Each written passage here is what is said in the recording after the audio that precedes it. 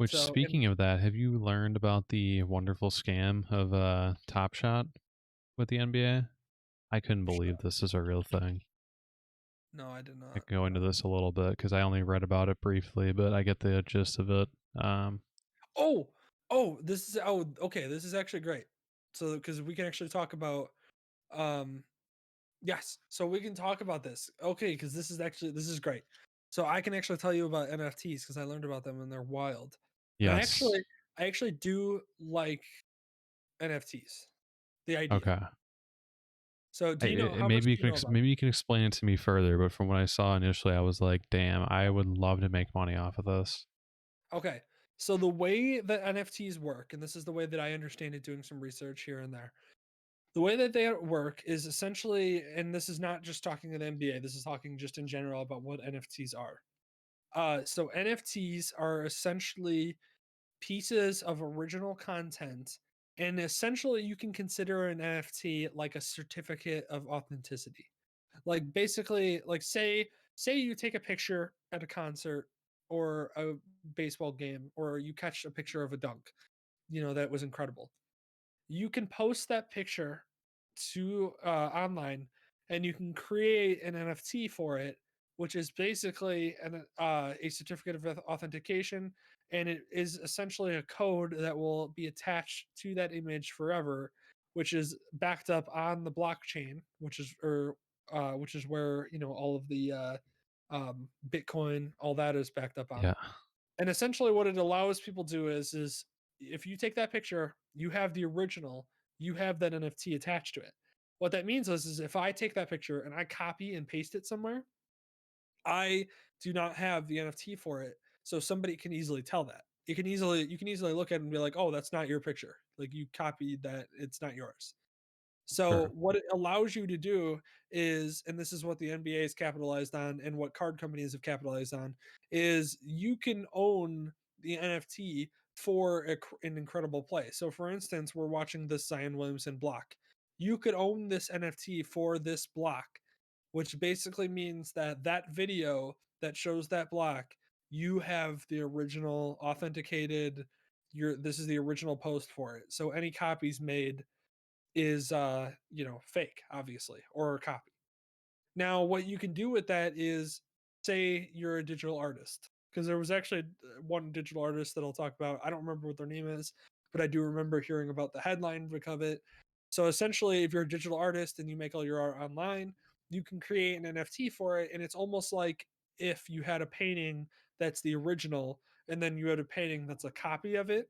Hmm. Instead of somebody sharing your digital art and being like making copies of it and trying to sell those as pieces by that artist, the artist can create an NFT for it, and the NFT basically states like this is from the artist directly. So this is an original piece, as if you bought an original painting from somebody. And so It's then what happens is the other thing that's nice about NFTs is if you create this original image and you want to sell it, or you create this original content and you want to sell it, you attach this NFT to it, you can also dictate how much the minimum sale can be, so how much it can be sold for minimum, as well as you can also set a royalty on it. And since it's a royalty attached via code that will always be attached, you always get royalty for it no matter how many times it's resold. What about if it's posted somewhere else? If it's posted somewhere else, that's fine. It's just whether it's sold or bought, essentially. If it's posted somewhere else and they have the NFT for it, well, then they have the NFT, so they have the rights to post it wherever they want. But if they were to then try to sell that, so say, for example, you have a picture, and say that picture that we saw that they replicated in the Space Jam trailer, where Dwayne Wade's holding out his arms. So you took that picture personally, you did. You could sell it for maybe, let's say, $1,000 initially, because somebody was like, wow, this is a great picture. You didn't realize at the time it was going to be such an iconic picture that it is, but you sold it for $1,000. Well, you could put royalties on it for like 10%, for instance. So that means that if that picture for some reason blew up and that person that you sold it for $1,000 sells it for $1 million, to a company, well, you're getting 10% of that, even though Hmm. you missed the fact that it was blowing up before it did. Right. So then Interesting. what they've started to do as far as card companies go is you can buy NFTs of certain plays and things like this, for instance.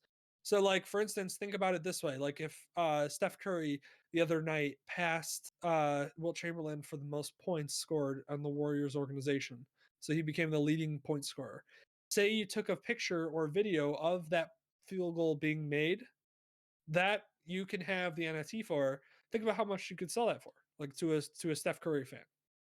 You know, like, hey, you could have the original video of this is him breaking the all time points record for that team. This is him breaking it, the actual official video. That's the original copy, the one that was made. You can have that.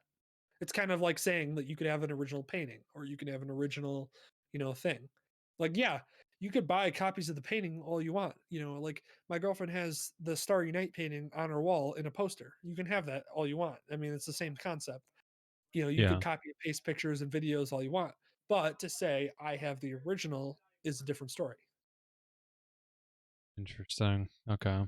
So that's essentially what it is. And then what they started doing was this card companies realized that they could do this because basically, obviously, the way the name of the game in business is you have to evolve or you get pushed out. Essentially, if you don't evolve, you don't adapt to what's happening in pop culture or modern technology, you're going to fall out and you're going to fail. So what these card companies are doing is they're creating NFTs for images and pictures like this, for instance, of Jokic making this play. And what they do is they sell a pack, almost like a trading card pack, for like $9, for instance. Well, if any of those pictures or videos sell then for a decent amount of money, they still get royalties from all those purchases and sales. So think of it like the Hmm. card trading company, like actually having a physical trading card. If you were to sell that to somebody, you're the only one making money off that sale. Whereas the company can still make money off it no matter how many times it's sold. Yeah, I mean, I there was a couple of details in there that I didn't know that were kind of filled in, but yeah, I mean, it's interesting. This is the first time I've seen this app applied by it. I mean, I wouldn't personally buy any of them. That's just me. I could see the appeal because there's a physical representation of it being art and unique items.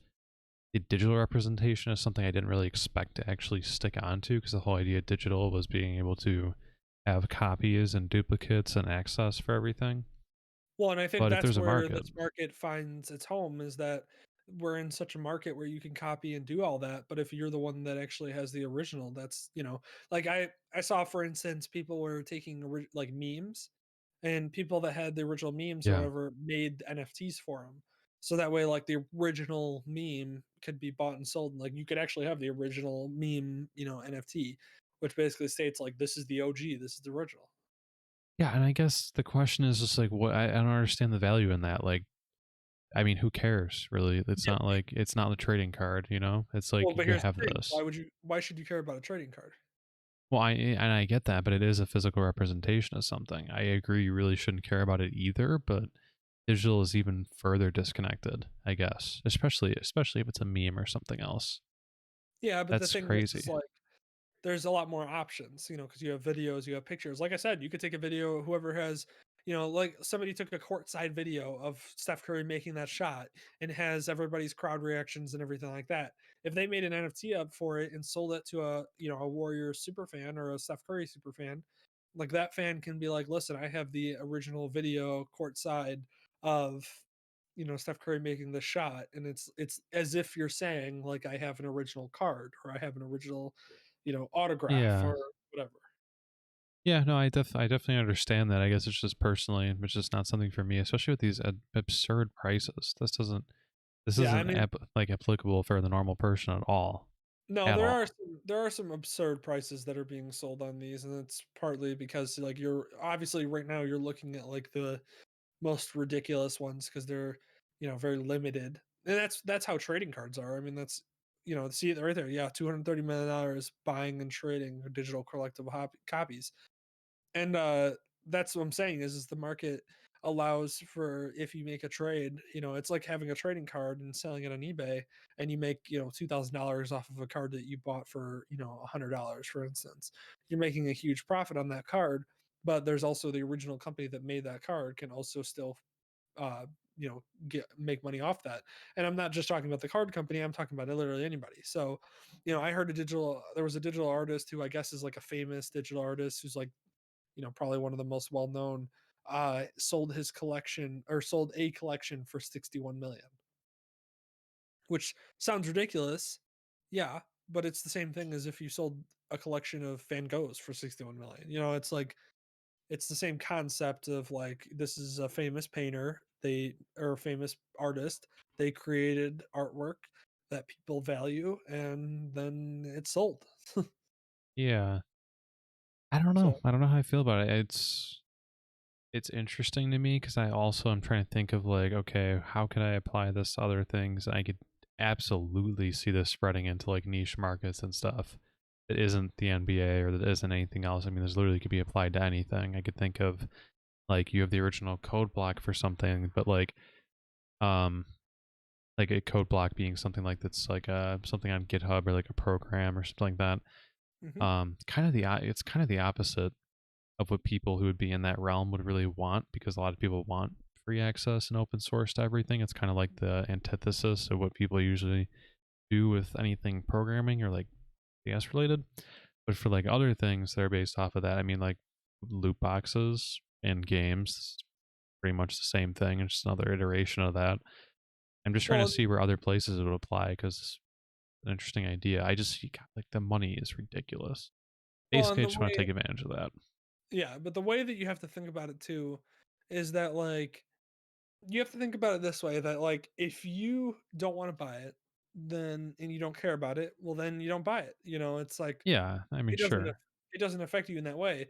But if you're somebody who loves collecting or loves, and cares deeply about collecting or doing anything like this, then, owning this NFT right here of this dunk by LeBron in a game to take the lead, you know, maybe you're a huge LeBron fan or a Lakers fan and you have the money and you want to do it, then go ahead. But the point is that, if for instance that it was a normal person that made this video or a normal person, like say it was you in the audience that made this video or made a Sure. video like this that sold, you would make money off of the content that you produced. So that's kind of where it gets in the Yeah. ballpark of where I'm, a fan of it Like because do you pull out your phone and you're like, "Here, look at this video," and you go, "Oh, that's cool. Like, why'd you show me that?" And be like, "Oh, it's not just a highlight video. It's like I own this." Like that's the part I guess I'm struggling with. But for like digital art, absolutely. I don't. yeah. I could see it. I could see it either way. Can understand how it apply and how it could be used and everything. Just me on a personal level, I think it'd be kind of silly to pull out and be like, "Oh, I own this highlight." That's Mhm. all. But I No, could I know. certainly see people spending money on it. But it's like I said, it's the same thing as trading cards, or it's the same thing as video game. It's you're just not a person who collects trading cards, and neither am I. So we don't quite understand I the. had my Yu-Gi-Oh and I had my Pokemon. But I see, mean, even in things like that, there's condition. Like, oh my god, this is a rare like first edition. It was printed this date. It has this on it, and like, oh, it's in perfect condition. This is a digital file. It's yeah, but it's perfect. that's what it is though. Like, oh, this is the original courtside video of Steph Curry passing Wilt Chamberlain for points. Like that's what you have. You own that content. Like that's I, yours. yeah, People I can make copies of guess, it, but it's not the original. and I guess so. But usually, like with a trading card, you could tell the difference because of physical condition. A copy is perfect of this. Mhm. Technically, of your NFT, it would be no different, other than your ownership. I No, guess that's part of it. I get what you're saying. It's just like I said, it's just it's the same concept, as trading cards. Like why, for instance, did a Luka Doncic card sell for 4.6 million? Like that's stupid. That's the largest it was the largest card sale in history and it sold for 4.6 million. Like why was it For valued at Luca, 4.6 million? really? Huh? For Luca, really? Like, Yeah, Luka Doncic. I It was a Luka Doncic signed rookie card that also had the NBA logo from one of his jerseys that he game worn. Um, sold for freaking 4.6 million, if I remember correctly. dude, And then high level like exchanges like that is just money laundering. You can't change my mind. but what I'm There's saying no way. what I'm saying though is that like the person that bought that card put that value on that object. So like, literally a Yeah, card that me and you could care less about. and think about how that's ridiculous, but, like, there's people out there that care, and so then and there's enough people out there that care. And that's the same thing with this NFT market as far as, sports highlights and things go. Yeah. Like, I totally understand where you're coming from that, like, for the and that's how I feel is the digital art as well as the, original content that's created that you can then sell the NFT for. That to me is the important part of NFTs is being able to sell your original art, original photo, or whatever it may be.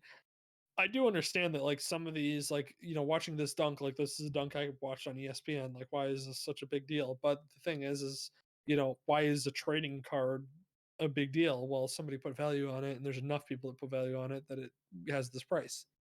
Yeah. No, I'm a fan. I'm interested in learning about it. Like And right I'm there, definitely a that's Vince fan. Carter's last shot right there. So that, yeah, That's I definitely understand the appeal of it, and I like to learn about things like that. But I guess yeah, markets are by definition what you give value to something. So it's Mhm. just interesting to me. I'm curious of people who would place value on it, I suppose, and I could Yeah. see why. I mean, Like I like said, I like we were talking about earlier. Think about what would the Tyree catch sell for? yep. Like Well, that one would be huge. that's what I'm saying. Like, you look at this right here. This is Vince Carter, who was in the NBA for 20, 21 years, making his last shot and last three pointer, and like I said, last shot of his entire career. You could own that video. You could be like, "Listen, I have the Vince Carter last shot." It's the same thing as saying like, "Oh, I have the LeBron rookie card, with the shiny foil on it." It's like, "Oh, well, I have the Vince Carter original, or final shot of his career video." Yeah, yeah. It's the same concept. It's just like I said, me and you don't see the value in it because we don't put that type of value on things like that. So for us, it's harder to like understand that. But that's where I think it's coming from is that people are like, well, I have this. It's the same thing as having like a rookie card of somebody. You're like, oh, I have this rookie card. And you're like, oh, cool. Yeah. You have a piece of paper that I could care less about. Like that's I same mean, concept. depending on which ways you abstract it, we've seen the same sort of thing too. And the first example I could think of is like, least relevant to me, is like skins in Counter Strike that were really popular. Mhm. Obviously, there was the skins that were created by like the game creators and what have you, and those got really popular of their own volition. But also the fact that like you can have esports players, so you're thinking the same sort of way, like, oh, who's my favorite player from NRG or whatever, and I think they could add a tracker or they could sign it. There's some way for them to uniquely identify it. I know actually Andrew has a Team Fortress 2 sniper that Mhm. was like in some way uniquely pinned by a pro player, and he like always kept it because it was kind of a cool thing because he played with one Yeah. at one point. And it's the same sort of thing. It was signed and it was unique in that sort of way, and it's always signed by that guy. So if you have your Tom Brady or Michael Jordan or whatever else, and you're like, oh, like this is the skin I got, and it has their signature on it, and it's unique for that. Like, I mean, Mhm. it's not a new concept, but being applied to mainstream like this, it definitely is. So it's kind of Yeah, cool. it's definitely a new concept, and I that's like I said, that's why I love them because it doesn't harm you. Like it's one of those where like it doesn't harm me that this exists and somebody's willing to pay $150,000 for it or whatever it is, Yeah. or somebody paid $65,000 for a video of that. It doesn't bother me. It's not my problem. It's not my money. So it's one of those where I like it because it doesn't affect me at all, but it at least gives some kind of, money or compensation towards like the people that actually make the content. And yeah, obviously we're looking at the NBA making the content. So does the NBA really need the more money? No, but the thing is that like this is a very small part of the NFT market, which is also predicated on a lot of original creators creating things and being able to sell them, and then also being able to make royalties off of them, like you would a musical album. Oh, this could be absolutely massive for like digital art creators and like graphic designers and stuff online to Yeah, like actually get right proper compensation instead of everything getting stolen. Like right here, you're like, "Oh, I got that LeBron step back three-pointer over Luca," and you're like, "Oh, dude, that's awesome! I can't believe you got Luca in that video too." Yeah. Like that's the type of conversations I imagine are happening. Yeah. No, I'm just immediately trying to pump to different things this could apply to. And usually Well, what like I said, happens with this sort of thing is like a mainstream entity like this adapts it, and then smaller places adapt it as well. That's what I'm saying, like, the biggest thing for me is, like, as, a part of the NFT market is the obvious original creator and artist being able to profit off of their works. That's the biggest thing for me about the NFT market that I think is awesome is that, an artist was able to sell his electronic, collection for $61 million. Like, that's cool. Like, that's a modern version of a painter selling his famous paintings collection for, that much. Yeah. I mean, so what do you actually get? Do you literally just get like an MP4 file? Do you get like I don't even what know do if you I don't know physically if get? I honestly don't know. Honestly, like, we'd have to purchase one to know because I don't honestly like, I assume I from what I gather, from what I heard, you get, like, the video like, you get, like, the NFT file, like, the certificate of authenticity of, like, "I have the NFT for this original file." Right. And I think that's where, like, the, intrigue comes from, is that, like, the file that was put on the internet, I have the original, and the way that I can tell that is I have the NFT. Crazy. Very interesting. Yeah, it's Very funny that you brought interesting. that up because that was actually something I was discussing with, the guys at work because I was like, "This is wild, like, I just heard about this." And I had heard about it a while ago, but if you look it up, like, I'm pretty sure I think I read that, like, Tom Brady has, like, his own NFT company. Oh shit, Um, I knew he'd be all over this. yeah, and that, like, Rob Gronkowski released, like, his NFT championship series. Yeah, it runs on Ethereum.